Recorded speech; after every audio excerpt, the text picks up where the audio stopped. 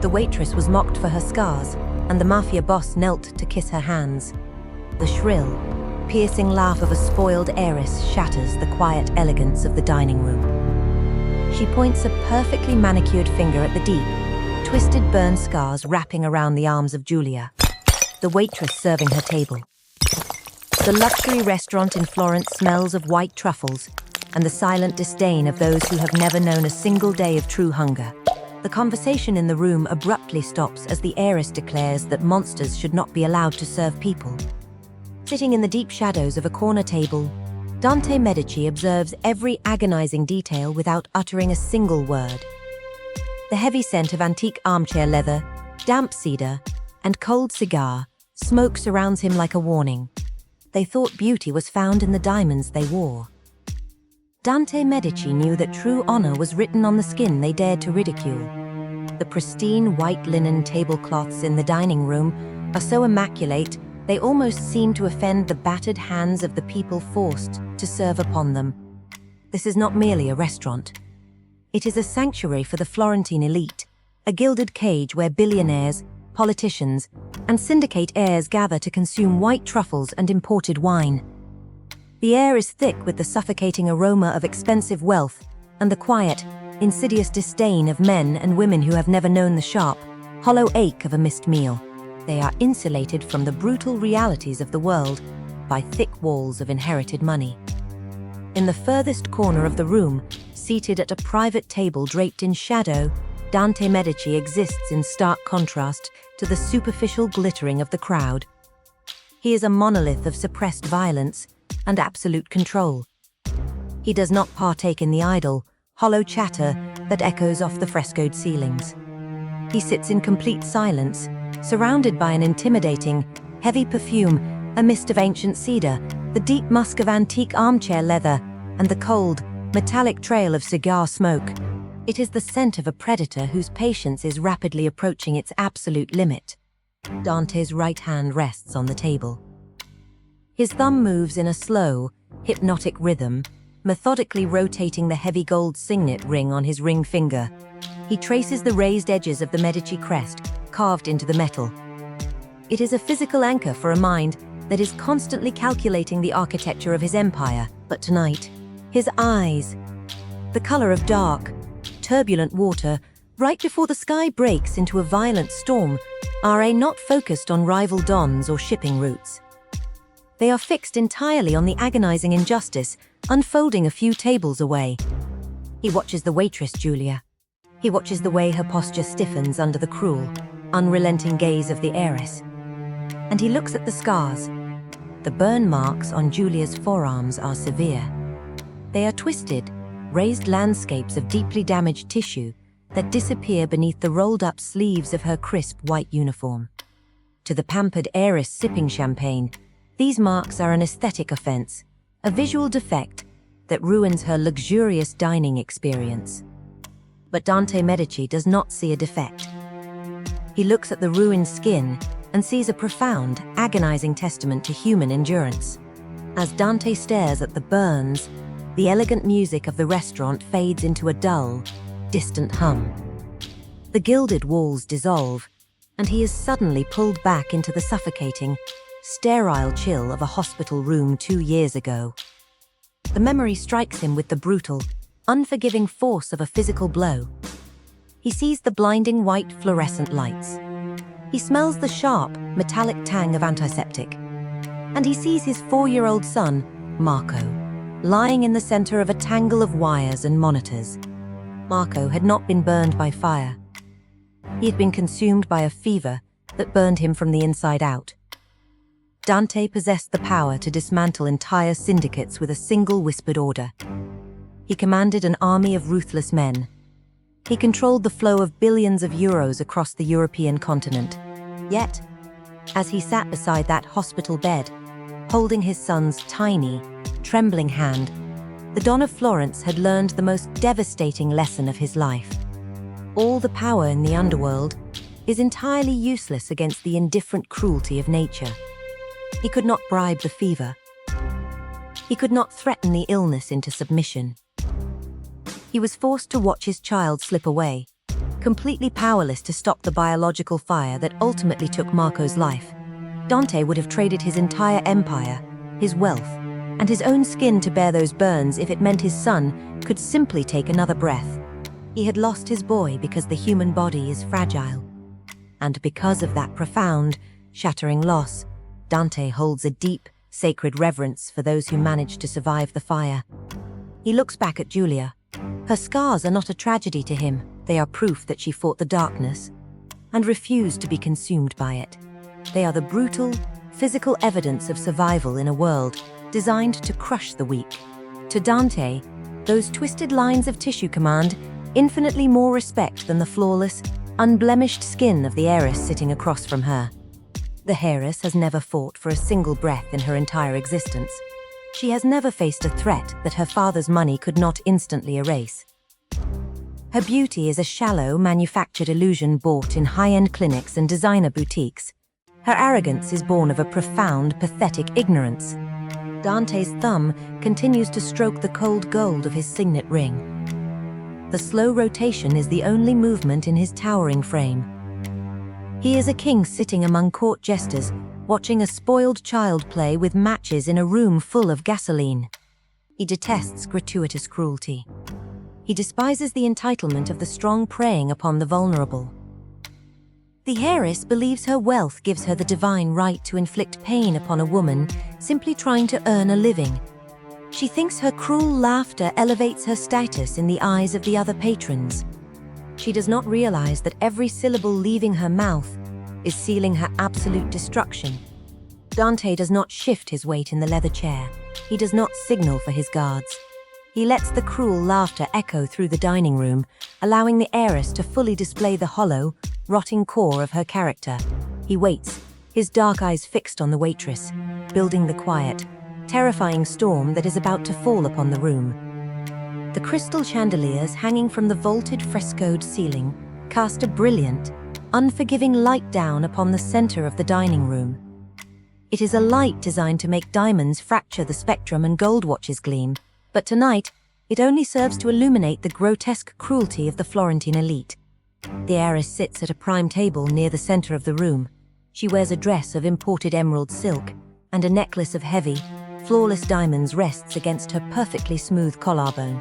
She represents the absolute pinnacle of inherited wealth. Yet, as she leans back in her velvet chair, a vicious, mocking sneer twisting her painted lips, she reveals a soul that is entirely bankrupt. She gestures lazily with her silver fork, pointing the sharp tines directly at the twisted, raised burn scars wrapping around the forearms of Giulia, the waitress standing rigidly beside her table. It completely ruins the appetite. The heiress slurs, her voice carrying a sickeningly sweet, theatrical pitch designed to draw the attention of the surrounding tables. To pay thousands of euros for a meal, only to have it served by hands that look like melted wax. Management should really keep the damaged ones in the kitchen, hidden away where we do not have to look at them. Monsters should not be allowed to serve people. The sycophantic friends sitting at the heiress's table erupt into a chorus of low, compliant laughter. They swirl their expensive vintage wine, gazing at Giulia with a mixture of morbid curiosity and absolute disgust. The retention loop of the scene anchors itself in the heavy, suffocating silence of the victim. Why does Giulia not defend herself? Why does she not simply place the heavy silver tray down on the crisp white linen and walk away from the abuse? Giulia stands perfectly still. She holds a heavy silver tray laden with crystal water pitchers and porcelain plates. Her grip is absolute. The muscles beneath the ruined, scarred tissue of her forearms tremble slightly under the physical weight, but her hands do not shake. She is a woman who understands the brutal, mathematical reality of her existence. She does not defend herself because in this gilded cage, her voice has no currency. If she speaks back to a woman wearing a diamond necklace worth more than her entire neighborhood, the restaurant manager will not ask for her side of the story. She will be fired before the heiress finishes her appetizer. She will be billed for any crystal she drops. She will not be able to pay her rent, and she will be cast out onto the freezing cobblestone streets of Florence. Her silence is not a manifestation of fear. It is a calculated, agonizing discipline. It is the stoicism of a survivor who knows that swallowing a humiliating insult is the price of survival in a world owned by predators. She lowers her chin slightly, absorbing the vicious mockery with the quiet dignity of a stone weathering a shallow storm. But as the cruel laughter of the table continues, Julia's dark eyes slowly drift away from the heiress. She does not look at the restaurant manager, who is cowardly hiding near the kitchen doors. She does not look at the other wealthy patrons, who are averting their eyes in silent, complicit agreement with the heiress. Julia looks across the dining room, piercing through the brilliant chandelier light, straight into the deep, heavy shadows of the corner table. She looks directly at Dante Medici. The connection between them is immediate, silent, and profound. She does not look at the towering Don of Florence with the trembling terror that most civilians feel when they are in his presence. She does not silently plead for his intervention or his mercy. She looks at him with a quiet, undeniable recognition. It is the rare, unspoken language shared only by those who have been fundamentally broken by the world and have chosen to rebuild themselves from the ashes. Julia recognizes the heavy, suffocating grief that surrounds Dante. She sees the dark, turbulent water in his eyes, the suppressed violence of a man who carries the ghosts of his past on his broad shoulders. And Dante, sitting completely still in the shadows, looks at her scars and recognizes the absolute, unyielding iron of her spirit. They are two soldiers from entirely different wars, acknowledging each other across a battlefield of superficial fools. Dante continues to sit in his leather chair. The mist of ancient cedar and cold cigar smoke forms an invisible, freezing barrier around him. What is the Don of Florence planning, while he simply watches a working-class woman be degraded? He slowly rotates the heavy gold signet ring on his right ring finger. The friction of the metal against his scarred skin is a methodical, hypnotic rhythm. Dante is never impulsive. He does not draw the weapon concealed beneath his tailored jacket. He does not stand up and shout at the heiress to hold her tongue. A king does not lower himself to engage in a screaming match with a spoiled, ignorant child. Dante is rotating the ring because he is accessing the vast, lethal architecture of his empire. He is looking at the heiress, analyzing the cut of her emerald silk dress and the specific clarity of her diamonds. He is identifying her bloodline. He is pulling the files from his eidetic memory, tracking her father's business interests, the supply routes her family relies upon, and the banks that hold their wealth. He is not planning a simple physical retaliation. He is engineering an absolute catastrophic social annihilation. He allows the heiress to continue laughing. He allows her to fully display the rotting core of her character to the entire room, ensuring that when the hammer finally falls, there will be no sympathy for her. He is letting her dig a grave so deep that her family name will never be able to climb out of it. The tension in the restaurant stretches until it becomes a physical weight, pressing down on the chests of everyone present. The air grows cold, the scent of white truffles completely overpowered by the metallic promise of ruin. The heiress believes she has conquered the room. She has no idea that the silent man in the corner has just decided to erase her entire existence. The crystal glasses at the center table clink together in a sickening, melodic toast to the heiress's cruelty. The surrounding patrons, eager to remain in the good graces of her wealthy bloodline, offer their hollow smiles and avert their eyes from the waitress. They return to their white truffles and their imported caviar, completely undisturbed by the shattered dignity of the woman standing right beside them. Dante Medici does not blink. He remains enveloped in the deep shadows of the corner booth, the heavy scent of his cold cigar smoke acting as an invisible barrier between his table and the rest of the dining room. He stops rotating the heavy gold signet ring. A fraction of an inch. That is all the movement the Don of Florence requires to summon the absolute weight of his intelligence network. He slightly tilts his head toward the heavy velvet drapes, masking the private exit of the restaurant. From the absolute darkness of the alcove, Luca emerges. Luca is the chief investigator of the Medici syndicate, a man who moves with the terrifying, silent grace of a ghost. He does not wear the flashy, tailored silk of the patrons in the dining room. He wears a dark, unbranded suit that absorbs the light. He knows the secrets of every politician, every rival Don, and every civilian who walks the cobblestone streets of Florence. He approaches Dante's table without making a single sound on the polished hardwood floor. Luca leans down, bringing his face close to Dante's shoulder. His voice is a low, gravelly vibration, a harsh whisper that is entirely swallowed by the sweeping strings of the restaurant's background music. Her name is Julia. Luca murmurs, his eyes remaining fixed on the perimeter of the room to ensure no one is watching the Don. She is 24, she holds no debts, no criminal record, and no ties to any rival families. She works double shifts to pay the rent for a small apartment in the Southern District. Dante does not look at his investigator.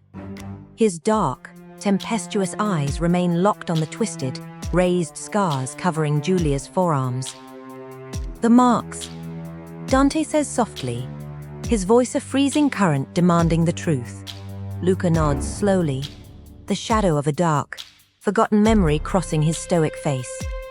He knows exactly what Dante is looking at. 4 years ago, the old orphanage in the San Frediano district burned to the ground. Luca explains, his whisper carrying the heavy, ash-laden weight of the past. It was not an electrical fault, Don Medici. It was arson. The Barella faction from the south set the fire to clear the territory for a new smuggling route. They locked the main doors from the outside to send a message to the neighborhood. Dante's jaw tightens. The muscle in his cheek twitches, a microscopic display of the lethal fury building in his chest.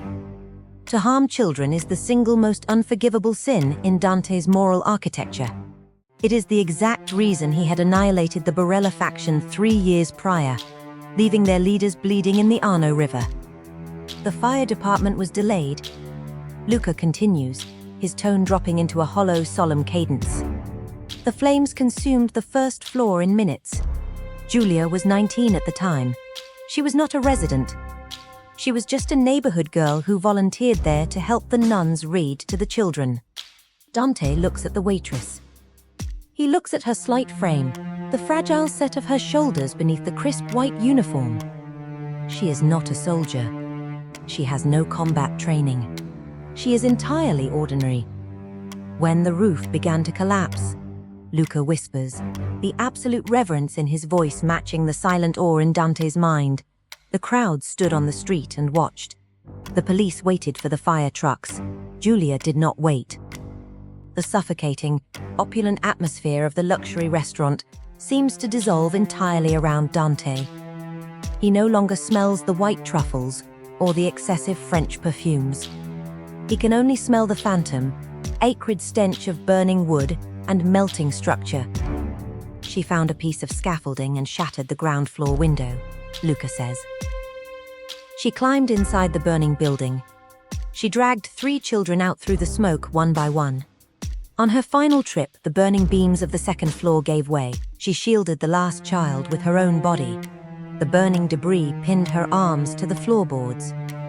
Dante looks at the twisted, heavy tissue wrapping around Julia's skin. He finally understands the specific, chaotic pattern of the burns. They are not random. They are the exact shape of a collapsing, burning beam. They are the physical imprint of a woman who chose to let the fire consume her own flesh, so a child would not have to burn. She spent 6 months in the burn ward. Luca finishes quietly, stepping back into the shadows. The city gave her a cheap plastic medal and a brief mention in the morning paper. Then, they forgot her entirely. The state denied her a medical pension. Now, she serves champagne to the very people who likely funded the men who set the fire. Luca vanishes back into the velvet alcove, leaving the truth to settle over the table. Dante sits in the absolute silence of his own mind. The revelation strikes him with the devastating, purifying force of a lightning bolt. He remembers the paralyzing, agonizing helplessness he felt sitting beside his son Marco. He remembers the fever that burned his boy from the inside, a biological fire that Dante's billions of euros could not extinguish. He had been the most powerful man in Italy, yet he could not save one child. Julia had nothing. She had no money, no soldiers, and no power. Yet, she ran directly into an inferno and ripped 3 children from the jaws of death, paying the agonizing price with her own skin. She is a hero that the world chose to abandon. She is a warrior wearing the brutal, unyielding medals of a righteous war. Dante slowly turns his gaze away from Julia and looks at the heiress in the emerald silk dress. The heiress is still smiling, taking a delicate sip of her vintage wine. She is a creature of absolute, pathetic emptiness.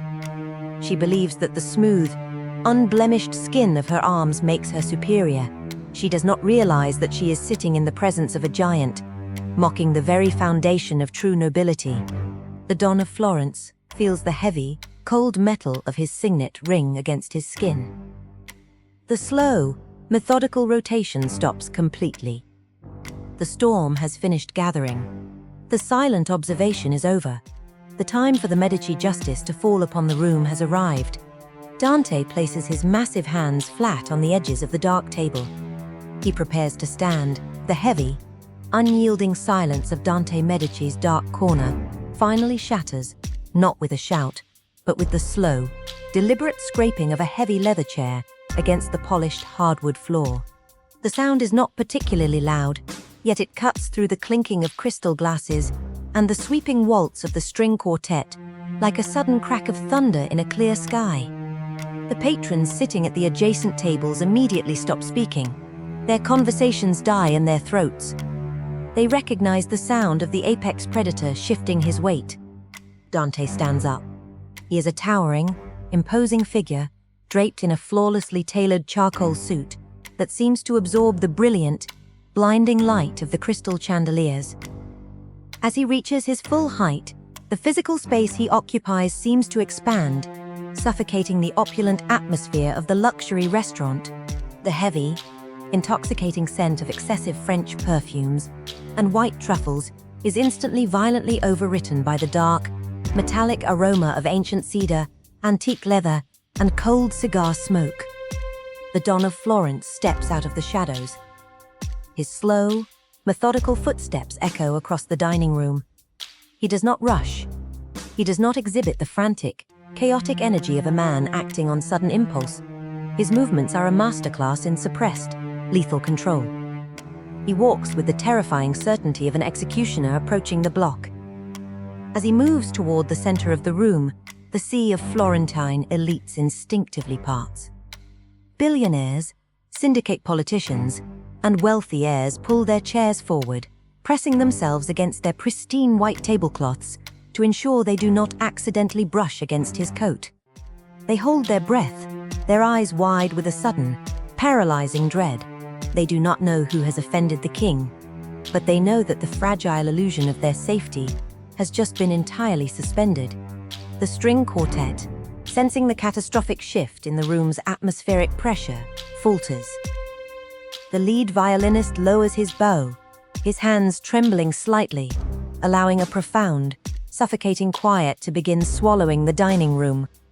The spoiled heiress, seated in her emerald silk dress at the center table, finally notices the sudden drop in conversation. She turns her head, the heavy diamond necklace catching the light as she looks over her shoulder. She sees Dante Medici approaching her table for a single, pathetic fraction of a second. Her immense vanity blinds her to reality. She misinterprets the dark, tempestuous water in his eyes. She believes that the Don of Florence, the most powerful man in the Italian underworld, is crossing the room to greet her. She assumes he recognizes her bloodline, her father's wealth, and her flawless appearance. She mistakenly believes she belongs to his world. A charismatic, hollow smile stretches across her painted lips. She shifts in her velvet chair, adjusting her posture to receive his attention, completely oblivious to the fact that she is smiling at a falling guillotine. Dante arrives at the table. He stops. He is close enough for the heiress to feel the unnatural freezing cold radiating from his towering frame. She opens her mouth to speak, to offer a practiced, elegant greeting designed to cement her status among the surrounding patrons. Don Medici? The heiress breathes, her voice coated in artificial sweetness. What an unexpected! Dante does not look at her. He does not merely ignore her words. He erases her entire existence from his perception. He does not grant her the dignity of a glance. He does not acknowledge her emerald silk, her flawless diamonds, or the immense wealth sitting at her table. By refusing to look at her, Dante inflicts the ultimate, devastating insult upon a narcissist. He reduces her to absolute nothingness in front of the entire Florentine elite. The heiress's hollow smile shatters. The words die on her tongue as a cold, creeping terror finally begins to seep into her veins. She realizes, with sudden, sickening clarity, that Dante has not come for her. Dante is looking exclusively at Giulia. The waitress stands rigidly beside the table, still holding the heavy silver tray laden with crystal water pitchers. Her knuckles are white from the strain, and the twisted, raised burn scars on her forearms are fully exposed to the blinding chandelier light. She had expected Dante to walk past. She had expected the Don to join the elites in their mockery. Instead, she finds the most dangerous man in Italy, standing mere inches from her, his dark eyes fixed on her ruined skin. Dante reaches out. His massive, calloused hands that have built an empire and dismantled entire syndicates, gently grasp the edges of the silver tray Giulia is holding. He does not ask her to let go. He simply takes the heavy burden from her. With a slow, dismissive motion, Dante places the heavy silver tray directly onto the center of the heiress's table. He does not care that the heavy metal base crushes the delicate centerpiece of imported orchids. He does not care that water spills from the crystal pitchers, soaking into the pristine, immaculate white linen tablecloth, and splashing onto the heiress's expensive emerald silk dress. The heiress gasps, recoiling in shock, but she does not dare to utter a single word of complaint. She is entirely paralyzed by the sheer, terrifying audacity of the Don's actions. Dante turns his full attention back to Giulia. He looks at the slight, fragile frame of the 24-year-old woman in the faded white uniform. He looks at her dark eyes, completely devoid of the cowardice and sycophancy that infects the rest of the room. He sees the young woman who, 4 years ago, threw herself into a burning inferno to drag 3 forgotten children out of the dark. He sees a hero standing in a room full of cowards. And then, Dante Medici does the unthinkable. He steps back slightly, creating a small space between them. He smooths the fabric of his charcoal jacket, and with slow, deliberate, impossible grace, the towering Don of Florence lowers his massive frame toward the floor. A collective, silent shockwave rips through the luxury restaurant. The billionaires, the rival heirs, and the politicians stop breathing. The cognitive dissonance of the moment shatters their understanding of the world. In the rigid, patriarchal, blood-soaked hierarchy of the syndicate, a Don bows to absolutely no one. He does not kneel for politicians. He does not kneel for the church. He is the absolute apex of power. Yet, he is bending his knee, lowering himself until his designer suit touches the polished hardwood floor, kneeling directly in front of a waitress making minimum wage. Giulia's breath catches in her throat. She takes a microscopic step back, completely overwhelmed by the impossible weight of the gesture. Dante reaches forward. He takes her bare, scarred hands in his own. He feels the deeply ruined, twisted tissue of the burn marks against his calloused skin. He traces the raised lines of survival, the permanent map of her sacrifice. He remembers the agonizing fire that consumed his son, a fire he could not stop. He holds the hands of a woman who fought a different fire and won. He bows his head with a reverence he has never shown to any king, any cardinal, or any allied Don. Dante presses his lips gently against the scarred, burned tissue of Giulia's hands. It is the ultimate sign of respect in the Italian underworld. It is a gesture reserved only for the most sacred, untouchable figures of honor. By kissing her scars, Dante is not just validating her beauty, he is consecrating her existence. He is declaring, before the entire city, that the flesh the heiress dared to mock is far more valuable than all the gold in the Medici vaults. He keeps his head bowed for a long, agonizing moment, honoring the ghost of the orphanage fire. honoring the children she saved, and honoring the profound, quiet dignity she maintained in the face of absolute cruelty. When Dante finally raises his head, he does not let go of her hands. The silence in the dining room is no longer just the absence of sound.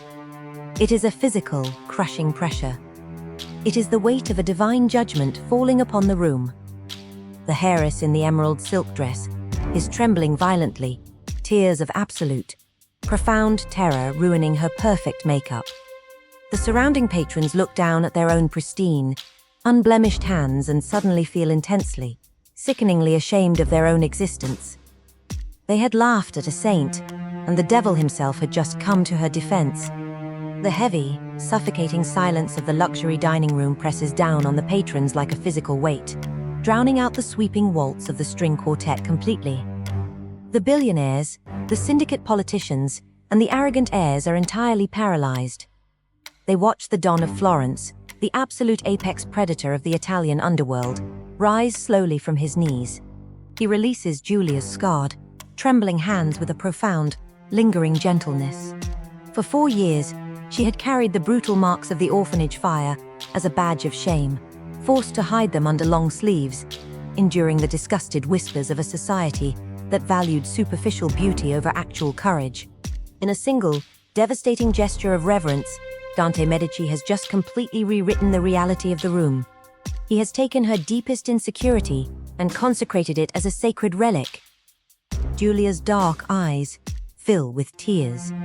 They are not tears of fear, nor are they the bitter tears of humiliation that the heiress had tried to force from her. They are the overwhelming, shattering tears of a woman who has finally been truly seen. Dante stands to his full, towering height. He smooths the dark fabric of his tailored charcoal jacket. He turns his head slowly. The dark, turbulent water in his eyes settles into a terrifying, glacial calm as he looks down at the heiress sitting in the emerald silk dress. The heiress is trembling so violently that the heavy, flawless diamonds around her neck clink together, a pathetic, frantic rhythm that echoes in the dead quiet of the restaurant. The heavy silver tray Dante had placed on her table has tipped over completely. Freezing water from the crystal pitchers pools across the immaculate white linen tablecloth, soaking into the expensive silk of her lap. She does not dare to move. She does not dare to wipe the water away. She is trapped in the paralyzing gravity of Dante's absolute authority.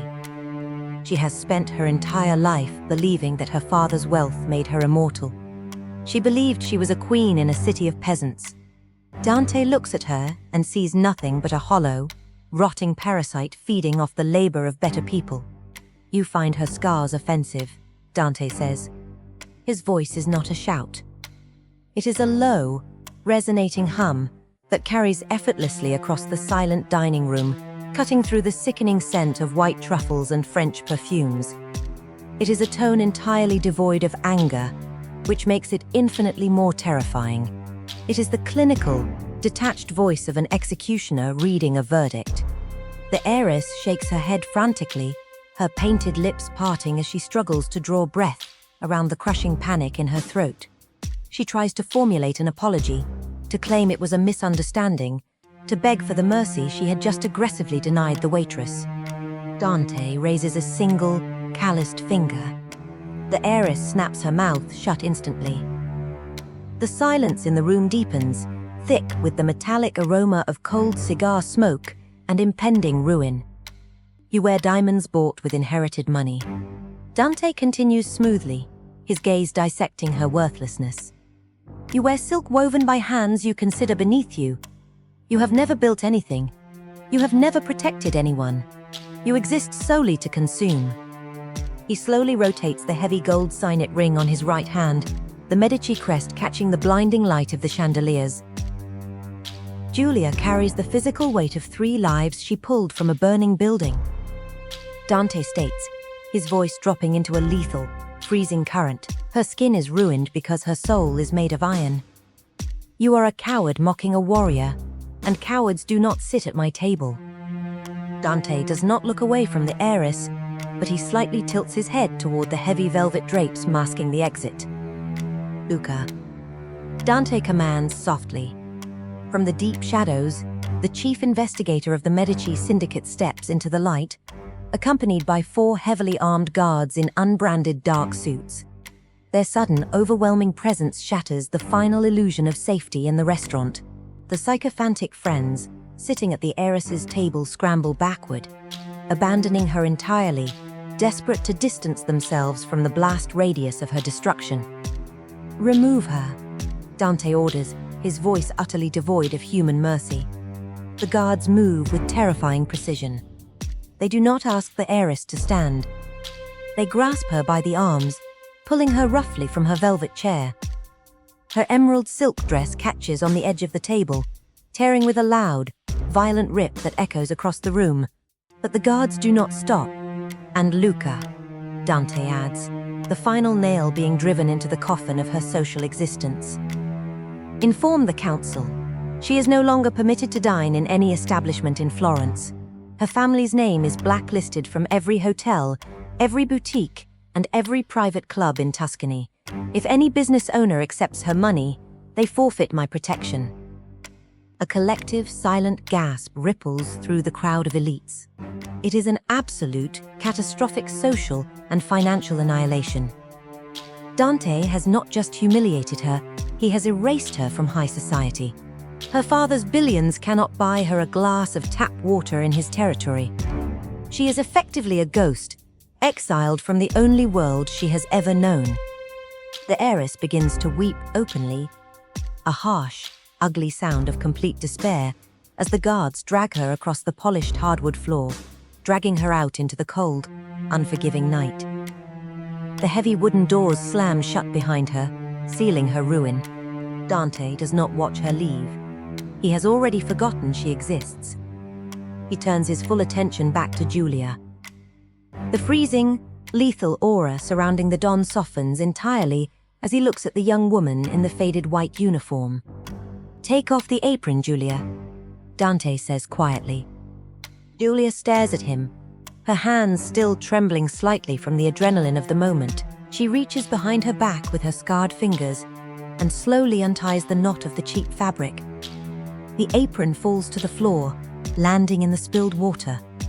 A woman who walks into an inferno for the forgotten does not serve champagne to parasites. Dante tells her, his tempestuous eyes locking onto hers with profound respect. "You possess a moral architecture that this entire room lacks." He looks at the heavy gold ring on his finger, thinking of the vast, untouchable wealth of his empire, and how utterly useless it was when his son was dying. He cannot bring Marco back, but he can arm the woman who saves the children of the city. The Medici Foundation for Orphans. Dante announces, his voice carrying the immovable weight of a shifting empire. It has been without a true director for 2 years. The board is corrupt, and the funds are mismanaged. I need someone who understands the value of a life. Giulia stops breathing. The scale of the offer is incomprehensible. The Medici Foundation controls tens of millions of euros. It is the most powerful charitable arm of the syndicate, capable of rewriting the future of thousands of children in the southern districts. The foundation is yours, Dante declares, officially elevating her from a minimum wage waitress to one of the most powerful civilians in Florence. You will have absolute authority over the budgets, the housing, and the staff. You will answer to no one but me. If you need resources, you will have them. If anyone stands in your way, Luca will remove them. Giulia's lips part. She looks around the silent room, at the billionaires who had just witnessed her absolute coronation. She looks back at the towering Mafia Boss, realizing that he has just handed her the sword and shield she needs to protect the vulnerable. I do not know how to run a foundation of that size, Don Medici. Giulia whispers honestly, her voice thick with emotion. You know how to walk into the fire.